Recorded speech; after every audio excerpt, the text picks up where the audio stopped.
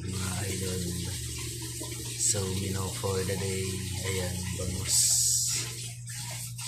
So ipapaksiw ko lang siya. So ayan pala yung aking mga pampalasa.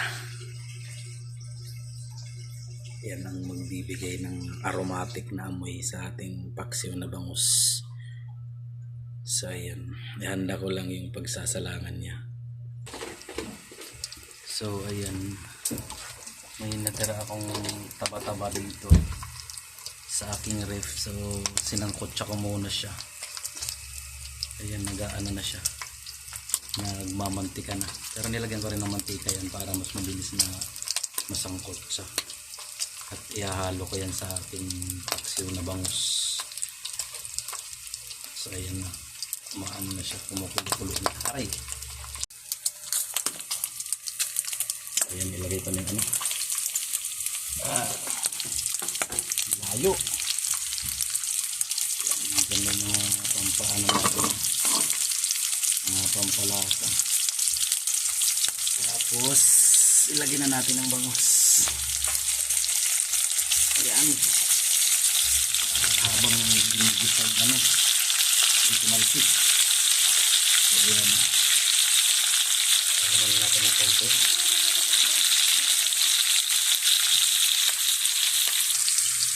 So ayan, lagyan na natin ng ating pampaasim.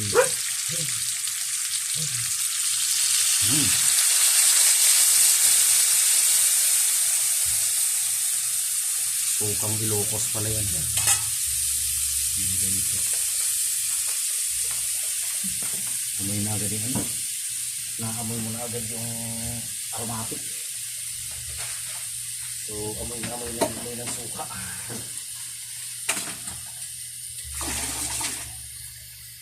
So, para sabay-sabay ilagay ko na rin tong mga natin, dagdag, para sabay na maluto. Ayan. Okay. Yan. Siyempre, hindi mawawala ang mga nakaugalian sa mga dagdag lasa. Yan. Okay.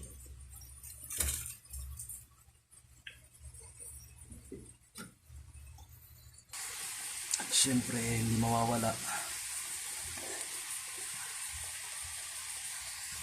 Siyempre, hindi mawawala yung bitchin. Yan. Antay lang natin na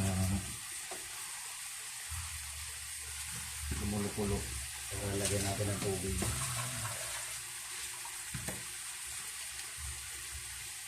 So nga pala,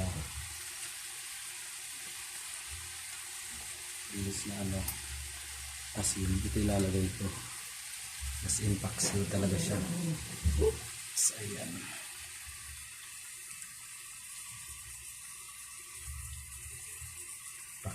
paksiw talaga ang dating.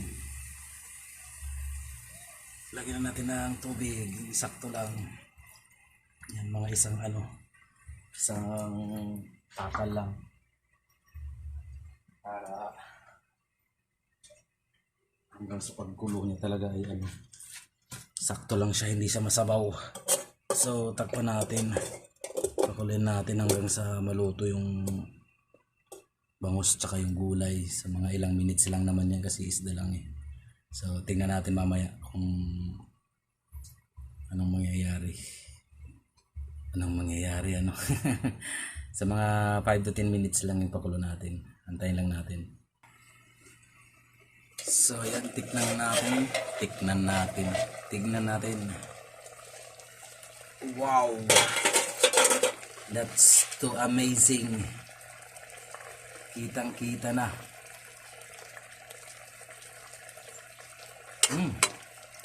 All goods.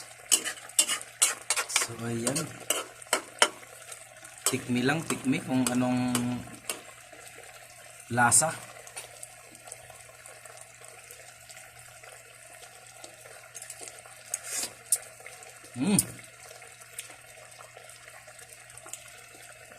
All goods na. So ayan, paksiw na bangus. Yan ang ating menu for the day. So thank you. Please like and subscribe my channel. Thank you so much. Thank you so much sa papanood, sa pag-watch, sa pag-like, sa pag-subscribe. Thank you. Tara na, let's go, kain na tayo.